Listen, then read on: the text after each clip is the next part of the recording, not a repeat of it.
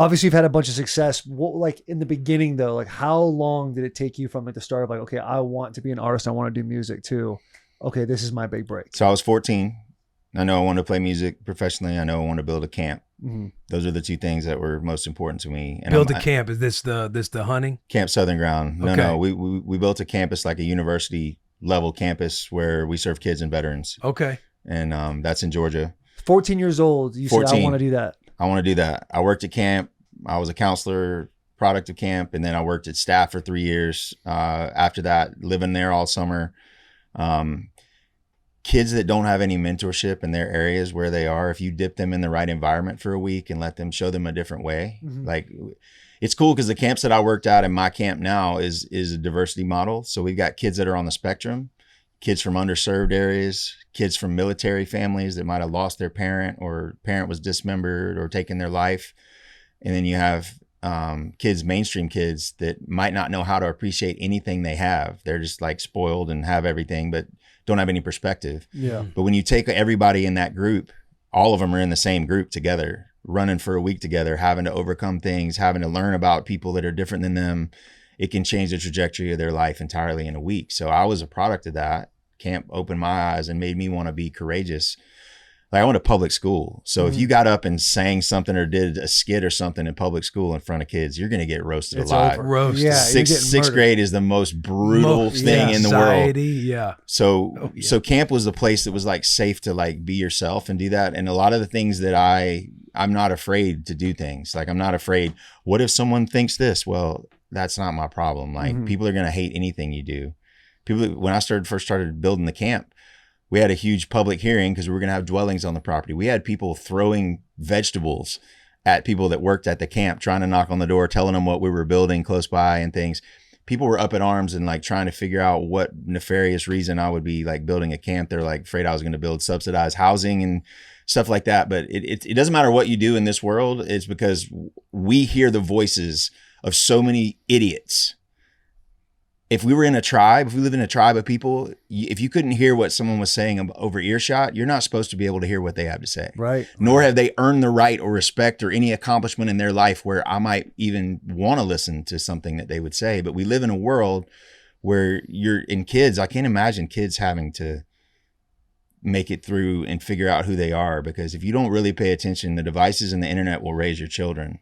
Yeah. And if you're not there to know who they are and what they're becoming and the things they have to deal with these days compared to, I used to have to break in my parents' room, break in a dresser, break in a box to get a dirty magazine. Yeah.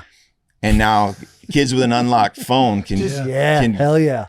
Can watch bestiality with whatever they like get a hold of. Like the innocence is gone. One kid with an unlocked phone, like, hey, look at this. And it's like, God knows what. That's how it started for me. Not bestiality, but the unlocked phone. Yeah. Yeah. Or you like that old sidekick and they flipped it open. I was like, what we got here? I was like in 8th grade. It's a weird time. You like find ways around everything. It's like, you remember when you could like jailbreak your iPhone? Like you can get away with pretty much anything. Yeah. It's wild. And they know so much about it and they're so savvy. Like they pick it up so fast. They get way smarter than you, way faster, I bet. Yeah. But so you wanted to do this. So you went to camp, you realized how much of an impact it had on you, and you wanted to make sure somebody else had that as well. Yeah. So at 14 years old, going through puberty, you're like, I want to do music and I want to give back. I want to do a camp. What was the process in getting all that started? So I love that I had a purpose from that age, because everything that I did working toward that, the amount of time I'd spend practicing my guitar, listening to other music, learning cover songs. So by the time I was playing in bars when I was 17, I knew 1,000 cover songs. So I could play whatever. I would look at the people that were sitting there by what they had on, by their age, try to figure out something that they might like to hear. Because the chances are when you see somebody playing in a restaurant, it's a 50-50. It's going to be terrible or it's going to be okay. Yeah. So you got to win them over. And so you try to, I prepared myself trying to figure out how to reach people. And maybe if they listen to a few covers that they like in that vein, like, you test out some Floyd on them or test out, some Bill Withers or something, like see whatever makes their head tap. Then after you kind of earn their respect, then you can slip in an original song. Yeah. So what I did is I created a business model. So I went into sports bars that didn't have live music. And I just said, I'm going to come here and I'm going to play. And I did this for 6 years. 6 years, 6 nights a week. I played 4 to 6 hours a night in sports bars. And I went to the places, talked to the owner, and just said, let me come play here every Tuesday night or Wednesday, whatever day it was. And this was in Georgia, Alabama, and Florida. I hired a guy to drive my truck for me. I'd sleep against the window in my truck through the night, getting to the other places. And then eventually I just said, I want the door. Like, we'll charge $3 or $5 at the door. So on a Wednesday, Tuesday night in different places, I was bringing in 200 or 300 people into a sports bar to come in to see us play. And I was making, $900 at the door, and I could pay a good sound guy. I could pay a band. I could pay people to come there. But if I'd have gone to Nashville and tried to get a gig, you making $50 a night playing where it's so saturated. The guys working at Waffle House are better guitar players than me. I'm serious. Yeah. Like wicked crazy players. There's so much saturation, and there's not a market for it. So what I had to, and one thing that I've always had, and I think it's the most valuable trait in success period, is hustle. I was slinging candy out of my backpack when I was in elementary school. Amen. Quarter blow pops, 3 Jolly Rancher sticks for $1. Those kids were the best. And too. chocolate bars, bro. You get like $1.25. You go to class, little Johnny over That's here. right. He's got everything for you. I was living on Open that thing up in the during recess. That's it. In the bathroom, whatever it is. Yeah. I'd sell, but I was a big time consumer too. Big time consumer. Yeah. I was only a consumer. So that was my hustle, man. Music was my hustle, and it was my way of doing it. And I had no idea where it's going to end up or whatever, but I wasn't going to let anybody talk me into not doing it. And about when I was probably 20, record labels started coming sniffing around, seeing that I was bringing in and selling out theaters, selling out, places with, 4,000 or 5,000 people in them. And they were trying to figure out what it is, but they were like, you got to figure out. I remember one of the record label heads talked to my lawyer when they were like leaving town. He was like, he's got to decide what kind of artist he is. He just doesn't know that yet. And they would come and go, we're going to put a cowboy hat on you and some boots and stuff, and we're going to, get you. And I'm just like, I'm just going to be me. So it took 10 years from that point to actually feel comfortable enough to sign a record deal. So for the first 6 years, it was me and a drummer grinding 6 hours a night, 6 nights a week. Then 4 years of playing with different people around Atlanta to getting to the point to where we could afford to have a bus where I could actually lay down flat and sleep while we're traveling. And then basically, so it was 10 years after we set out, like, we're going to make it. We're going to be big next year. It was 10 years after that to get to the beginning. And that's when Chicken Fried came out.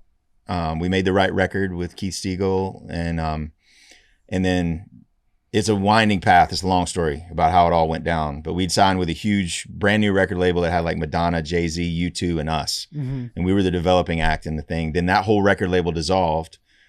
And I had the album I'd made on my own, and then I released it with them, and then I released it again with Atlantic Records. But I had some leverage by then because we had a #1 song on the radio and no label. Okay. So I was able to strike a deal with Atlantic Records, who was my first, big record label that that I worked with. But I was able to leverage getting my masters back. It took 8 years to get them back. That's when you re-released Chicken Fried? I re-released Chicken Fried. It was the third time that album had come out with the second record label that it came out, and we'd already had we had a #1 currently. Yeah, how does that process work? How do you release an album 3 times? Yeah. I released it on my own. Okay, got it. And then there was a huge thing cooking with this big, huge company that was trying it. It wasn't their model, but they were going to do a record label. So then we signed with them. And when you sign with them, they now have the master of Chicken Fried. They had the masters. So when that breakup or whatever happens, you can't use Chicken Fried anymore. No, I can use it. They just make the majority of the money from it. Got you. Okay. So it's broken down into 3 buckets, right? If you're a songwriter, if you're an artist, recording artist and a songwriter, your songwriting is broken up into your writer's share and a publisher share. And I own both of those. And then there's your masters, who owns the actual master recording. That makes about 5 times. And I know this because I'm one of the only artists that owns their masters. So I actually get the payments from all the DSPs. I get the payment from Spotify and from YouTube and all those things myself. So I have optics into how much the labels make off of that, where most people don't. Every time you sign another record deal, that pushes your masters getting them back like another 8 years, 10 years. Gotcha. So they have a way to figure it out. But I'd heard all these stories about people getting taken advantage of. And I was just stubborn enough to like fight for, getting the leverage to be able to get them back. And then as time went on, I was able to hire my team of people that handled most of the day-to-day stuff that we needed to do. So then we just stopped using managers. We stopped using the label and, kind of do it on our own. And now we know what it earns, and I can take some of that and keep good people around me to help manage it. But I'm not competing with other artists. I'm not competing with other releases and things like that. Yeah.